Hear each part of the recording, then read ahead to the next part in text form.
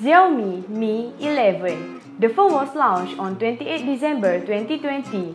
It's packed with 128GB internal memory with 8GB RAM, 256GB internal memory with 8GB RAM, and 256GB internal memory with 12GB RAM. The phone runs Android 11 and powered by Snapdragon 888 chipset. It's powered by 4600 mAh battery. Let's take a look the full spec and price. What do they offer?